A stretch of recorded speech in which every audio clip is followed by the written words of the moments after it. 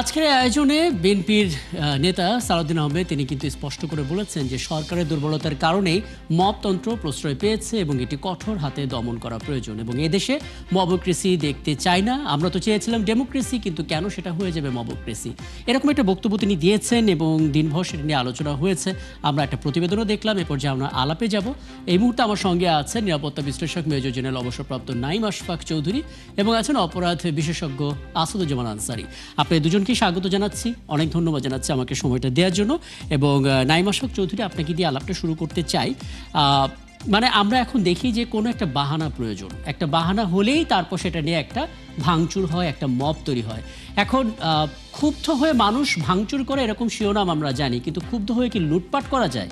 আমরা এখন দেখতে পাচ্ছি যে কিছু হলে ভাঙচুর, তারপর চলে লুটপাট। আমি আসলে আজকে অনুষ্ঠানে যে প্রশ্নটা রাখা হয়েছিল যে আমরা ডেমোক্রেসি চেয়েছিলাম কিন্তু পেলাম মবক্রেসি। মবক্রেসি কেন থাকবে? আসলে কেন থাকবে মবক্রেসি? আপনার কাছে একটু জানতে চাই শুরুতে। জি, অনেক ধন্যবাদ। Thank you for having me. মানুষের মব সৃষ্টির যে কালচার যেটা তৈরি হয়েছে, এটাকে প্রথমেই আমি নিন্দা জানাই এবং এটা কখনোই একটা জাতি, একটা দেশের উন্নয়নের পক্ষে কখনোই এটা ভালো হবে না। এবং এই কথাগুলো সবাই একই কথা বলেছেন এবং সামনেও একই কথা বলে যাবেন।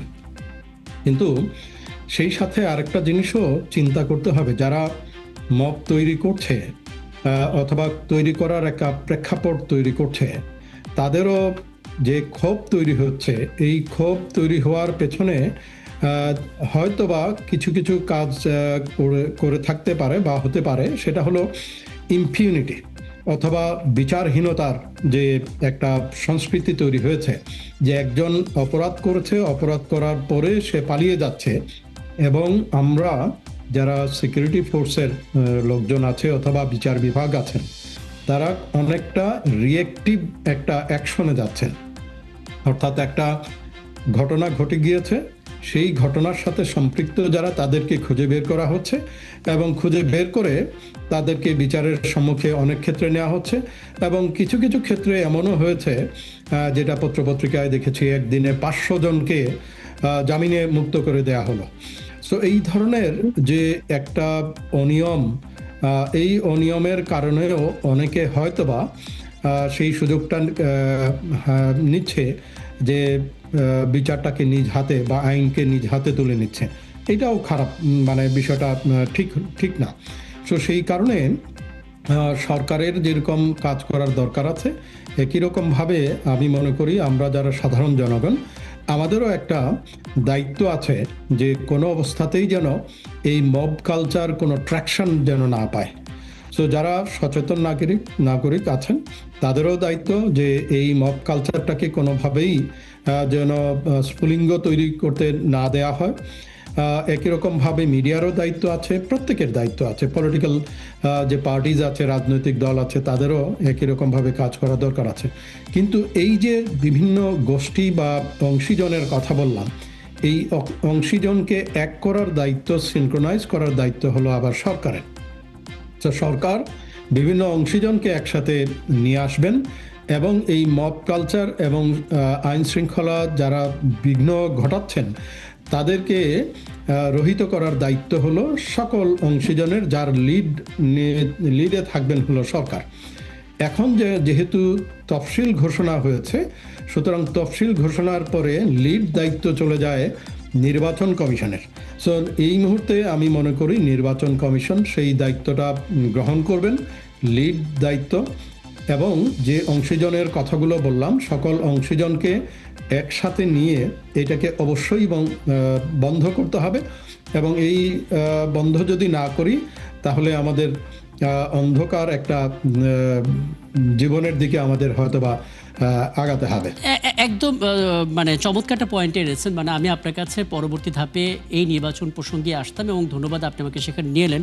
আমি নিশ্চয়ই যখন আপনার কাছে আসবো তখন আসলে জানার চেষ্টা করব যে আইন শৃঙ্খলা বাহিনীর মধ্যে যে সদস্য সংখ্যা, যে বাহিনী আমাদের রয়েছে, তাদেরকে দিয়েই তো আমাদের কাজটা করতে হবে। এখন কমিশন দায়িত্ব নিলে সেখানে আসলে কি গুণগত পরিবর্তন আসবে, যেখানে আসলে মবক্রেসি ঠেকানো যাবে, সেটা একটু পরিষ্কার হওয়ার চেষ্টা করবো। আমি এই ফাঁকে একটু জনাব আসাদুজ্জামান আনসারী আপনার কাছে আসতে চাই। মানে আমরা দেখছিলাম যে জুলাই আগস্টে যখন আন্দোলন হলো, রাজপথে কারা ছিল একটা বড় অংশই আমরা দেখেছি সাধারণ মানুষ তো ছিল বটে, কিন্তু নেতৃত্বে যে জায়গাটা ফোকাল পয়েন্ট হিসেবে কথা বলাটা সেই দায়িত্বটা পালন করেছিল শিক্ষার্থীরাই, ছাত্রীরাই, তারাই।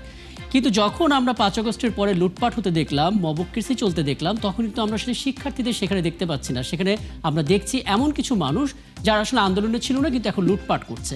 মানে তার মানে বোঝা যাচ্ছে এরা ঘাপটি মেরেই ছিল, সুযোগটা কেবল নিচ্ছিল, যে কোনো জায়গায় হলেই এই পরিস্থিতি। আবার গতকালকে আমরা দেখলাম যে শহীদ ওসমান হাদির যখন জানাজার আয়োজন চলছে, খুব ছিমছাম সুশৃঙ্খলভাবে সরকারের চেষ্টায় সেটা সম্পন্ন হচ্ছে, কিন্তু শেষে এসে কিছু মানুষ ব্যারিকেড ভেঙে, চেকপোস্ট ভেঙে ঢুকে যাচ্ছে সংসদ ভবনের মধ্যে। মানে এই যে অস্থিরতা, এই যে সুযোগ নেওয়ার মানসিকতা, অপরাধ বিজ্ঞানের দিক থেকে আসলে কিভাবে ব্যাখ্যা করবেন? এরা আসলে কারা? ধন্যবাদ আমার সহ আলোচককে এবং সেই সাথে দর্শকদেরকেও আমি আমার শুভেচ্ছা জানাচ্ছি সান্ধ্যকালীন। এটা অবশ্যই একটা খুব ভীতিকর একটা অবস্থা তৈরি হয়েছে, মব কালচারটা, যেটাকে আমরা একটু আগে বলছিলেন আমার সহ আলোচক। সংসদ ভবনের কালকে এই বিষয়টা আমি খুব ভালো করে দেখার চেষ্টা করেছি, বোঝার চেষ্টা করেছি যে কারা এখানে যাচ্ছে। খুব দুর্ভাগ্যের বিষয় হচ্ছে যে এগুলো আমরা মনে করি আমাদের মধ্য থেকেও কেউ না কেউ যাচ্ছে এবং অনেকেই যাচ্ছে। আমরা বৈষম্য বিরোধী আন্দোলনের সময় যে সকল ছাত্রদেরকে দেখেছি নেতৃত্ব দিতে, রাজপথে যাদেরকে দেখেছি আমরা, এক্ষেত্রে তাদেরকে একটা ভূমিকা নেওয়া উচিত। যেহেতু এই পর্যায়ে একটা গণরোষের বা একটা বিস্ফোরণের মতো একটা অবস্থা তৈরি হয়েছিল, যেমন গতকাল আমরা যেটা দেখেছি, আমাদের আর্মি এবং পুলিশ বাহিনী যথাযথ পদক্ষেপ না নিলে কি হতো আমরা জানতাম না, আমরা সেটা খুব শঙ্কিত। সেই অবস্থা থেকে উত্তরণের জন্য আমাদের আইন শৃঙ্খলা রক্ষাকারী বাহিনীর পাশাপাশি আমাদের যে এই যে ছাত্র সমাজ আছেন, যারা গত আন্দোলনটাকে এগিয়ে নিয়ে এসেছেন, সফল করেছেন, তাদেরকে একটা যে দায়িত্বের জায়গা তারা যদি এটাকে কন্ট্রোল করার চেষ্টা করতেন, তাহলে আমার মনে হয় এটা আমরা অনেকাংশে কন্ট্রোল করতে পারতাম। অতি সম্প্রতি ভীতিকর যে অবস্থাটা তৈরি করেছিল, খুব সারা দেশের মানুষ যেটাকে খুব অন্যভাবে দেখেছে, এই ময়মনসিংহের সেই গার্মেন্টস শ্রমিককে যেভাবে তারা মেরেছে, উলঙ্গ করে মেরে পুড়িয়ে ফেলেছে, ঠিক মব কালচারের সর্বশেষ বলি ছিলেন ওই ভদ্রলোক। এখন আমরা যদি এটাকে কন্টিনিউ করতে দিতে থাকি, তাহলে আমাদের দেশের শান্তি শৃঙ্খলা রক্ষা করা একেবারেই শুধুমাত্র আইন শৃঙ্খলা রক্ষাকারী বাহিনীর পক্ষে সম্ভব না। এটা আমাদেরকে সবাইকে এগিয়ে আসতে হবে, সেই সাথে এদের কঠোর শাস্তির আওতায় নিয়ে আসতে হবে। আমরা যদি একটা দৃষ্টান্তমূলক শাস্তির ব্যবস্থা করতে পারতাম এসব মব কালচারের হোতাদেরকে, তাহলে হয়তো এই জায়গাগুলোকে আমরা অ্যাড্রেস করে কিছু একটা জায়গায় নিয়ে আসতে পারতাম। কিন্তু আমরা সেই জায়গায় যেতে পারছি না। এখনো সময় আছে আমাদের, সামনের দিনগুলোতে কোনো একটা কথা হলেই শুরু হয়ে যায়। একটা সবজির দোকানে এক ভদ্রলোক আজকে বলছিলেন, একটা সবজির দোকানে কথা বলতে গেলেই উনি যখন আর্গুমেন্ট করতেছিলেন দরদাম নিয়ে, তখন ওই জায়গায় তাকে মব করার চেষ্টা করা হচ্ছিল এবং কিভাবে হেনস্থা করার চেষ্টা হচ্ছিল। এই যে আপনি উদাহরণ দিচ্ছেন না, আমার হাতেও এখানে একের পর এক উদাহরণ আসছে। আমি কিছুদিন 2 দিন আগের ঘটনায় বলবো যে ঘরের দরজাটা লাগিয়ে আগুন দেওয়া হলো এবং সেখানে ছোট্ট একটা শিশু মারা গেল, এবং সেখানেও কিন্তু শুরুটা হয়েছিল একটা মব দিয়ে, একটা রব দিয়ে, যে কেউ একটা শুরু করে দিয়েছে একটা কথা এবং তার সহযোগী যারা আছে তারা একই সুরে কথা বলছে, তারপর সেখান থেকে একটা সহিংসতা, পুলিশ আসলো এবং তারা গায়েব হয়ে গেল। আমরা কিন্তু সবাই এদেরকে চিনি, কারা এগুলো করছে। ওই সমাজের মানুষ, ওই এলাকার মানুষ সবাই কিন্তু এদেরকে চেনে। তাহলে আমরা কেন এদেরকে আইনের আওতায় নিয়ে আসতে পারছি না? কঠোরভাবে এদেরকে কেন আমরা প্রতিরোধ করতে পারছি না? আমরা কেন আইনের শাস্তিটাকে কনফার্ম করতে পারছি না এদের উপর? জিনিসগুলো আমাদেরকে নিশ্চিত করতে হবে। যদি আমরা এগুলো করতে পারতাম, তাহলে হয়তো আমরা এখান থেকে বের হয়ে আসতে পারতাম। কিন্তু আনফর্চুনেটলি এটা স্বীকার করতে হবে যে আমাদের সোসাইটির ব্যর্থতা, আমাদের আইন শৃঙ্খলা রক্ষাকারী বাহিনীর ব্যর্থতা, আমাদের বিচার বিভাগের ব্যর্থতা, এবং সর্বশেষ আমরা আম জনতা যারা আছি, যাদের সাথে এই বৈষম্যবিরোধী ছাত্র যারা আছেন, তাদেরকে আমি অ্যাড্রেস করবো এখানে। আমরা যদি করতে পারতাম এগুলোকে, এই ক্ষেত্রে এগিয়ে আসতে পারতাম, তাহলে আমরা এটাকে অনেকভাবে একটা সমাজে যত স্টেক হোল্ডার আছে, যত অংশীদারিত্ব আছে, প্রত্যেকেরই ব্যর্থতা এখানে আছে। তাহলে সাফল্যটা কাদের? যারা আসলে লুটপাট করছে তাদের, কারণ দিন শেষে তারাই আসলে লাভবান হচ্ছে লুটপাট করে। আমি একটু জনাব নাঈম আশরাফ চৌধুরী আপনার কাছে আসি।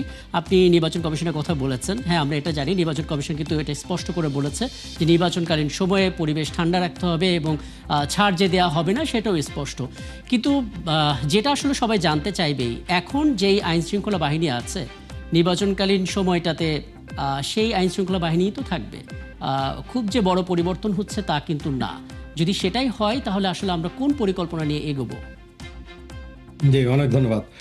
আমি যে কথাগুলো বলছিলাম সেটা হলো নির্বাচন কমিশনের এখন যে দায়িত্ব সেটা হলো যারা আইন শৃঙ্খলার জন্য দায়িত্বপ্রাপ্ত, অর্থাৎ আমার মতে এটা শুধুমাত্র আইন শৃঙ্খলা রক্ষাকারী বাহিনী নয়, জি, সমস্ত অংশীজন যারা আছেন তাদের রাজনৈতিক দলও সকলের বটে। জি, দায়িত্ব।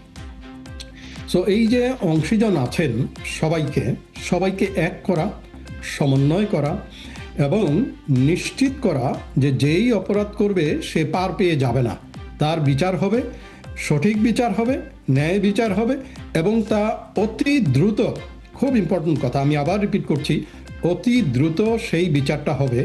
এই মেসেজটা যতক্ষণ পর্যন্ত না দেয়া যাবে ততক্ষণ পর্যন্ত যারা অন্যায় করছেন তারা কিন্তু অন্যায় করে যাবেন এবং এর মাত্রা এবং বিস্তার দুটোই কিন্তু আরও বেশি বিস্তার লাভ করবে। সো এজ সাচ নির্বাচন কমিশনের যেটা দরকার সকল অংশীজনকে নিয়ে বসা, অর্থাৎ যে ফর এক্সাম্পল সকল রাজনৈতিক দলগুলোকে নিয়ে বসতে হবে। একটা যেমন উদাহরণ যদি বলি, রাজনৈতিক দলগুলো এখন যেটা নিয়ে তারা খুব বেশি কনসার্ন হবেন সেটা হলো ভোট নিয়ে। জি, সো এই ভোটের কারণে তারা এমনও হতে পারে যে যারা আগের সন্ত্রাসী ছিল তাদের অনেককে হয়তো বা দলে নিয়ে আসছেন। এটা কি সঠিক হচ্ছে কি হচ্ছে না এটা বিবেচনার দায়িত্ব রাজনৈতিক দলগুলোর। অর্থাৎ তাদের যে নীতি যেটা হওয়া উচিত যে দলের চেয়ে দেশ বড়, অর্থাৎ আমি দেশের স্বার্থ চিন্তা করে যারা নৌন সন্ত্রাসী, লোকাল নৌন সন্ত্রাসী যাদের নামে মামলা আছে অথবা পূর্বে খারাপ কাজের অনেক নজির আছে তাদেরকে আমি দলে ভেরাবো কিনা, এই যে কথাটা বললাম, এক ধরনের নীতির কথা বললাম রাজনৈতিক দলগুলোর, এটা যেমন ইম্পর্টেন্ট। একই সাথে প্রত্যেকটা রাজনৈতিক দল যিনি ভোট চাইবেন বা ভোটারের কাছে যাবেন তারা কিন্তু এলাকার সবাইকে চেনেন। সো তাদেরকেও দেখতে হবে যে এখানে অন্যায় অবিচার কে করছে বা করতে পারে সেই লোকগুলোকে আইডেন্টিফাই করা। একই রকমভাবে যারা সমাজের বিভিন্ন গ্রামে গঞ্জে বলি সমাজের বিভিন্ন গণ্যমান্য ব্যক্তি আছে, ওনারাও কিন্তু জানেন কোন পরিবারের কে পূর্বে খারাপ নজির স্থাপন করেছে, তাদেরকেও নিয়ে আসতে হবে। অর্থাৎ সমাজ তার মানে থেকে দেখুন শুরু করে এখানে একটা বড় ধরনের কিন্তু আমরা খুঁজে পাই, সেটা হচ্ছে যে এটা খুব চমৎকার একটা ব্যাপার হতো যে সমস্ত রাজনৈতিক দলগুলোকে একসাথে নিয়ে মবের বিরুদ্ধে তাদেরকে দাঁড় করিয়ে রাখা এবং সোচ্চার থাকা, কিন্তু সেরকম আস্থা রাজনৈতিক দলগুলোর মধ্যে আছে কিনা। কারণ আমরা যদি এভাবে চিন্তা করি যে বংশালে বিএনপি কার্যালয়ে যে আগুনটা দেওয়া হলো এবং সেখানে প্রাণহানির ঘটনা ঘটলো, এটা নিয়ে তো সমস্ত রাজনৈতিক দলগুলোকে প্রতিবাদ করতে মানে করা উচিত ছিল, আমরা তো সেটা দেখতে পাচ্ছি না।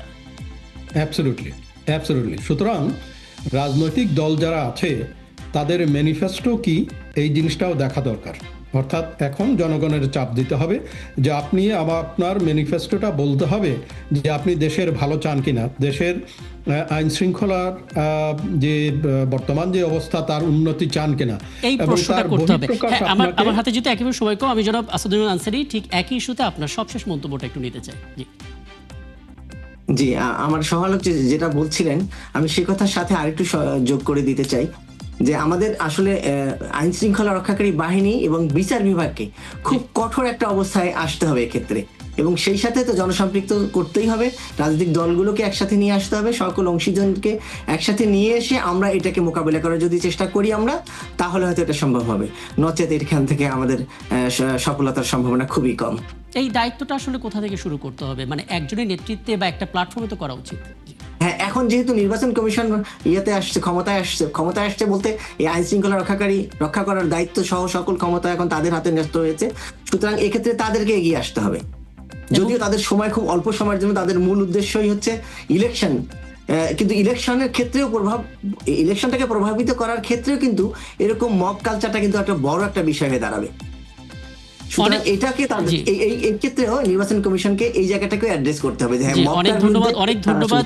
এই স্বল্প সময়ের আয়োজনে আসলে বেশ কিছু পরামর্শ আমরা চাচ্ছিলাম এবং খুব চমৎকার করে আপনারা সেটা দিলেন। নিশ্চয়ই সামনে কোনো আয়োজন আবারও দেখা হবে আপনাদের সঙ্গে। ছিলেন আমাদের সঙ্গে এতক্ষণ নিরাপত্তা বিশ্লেষক মেজর জেনারেল অবসরপ্রাপ্ত নাঈম আশফাক চৌধুরী এবং অপরাধ বিশেষজ্ঞ আসাদুজ্জামান আনসারী।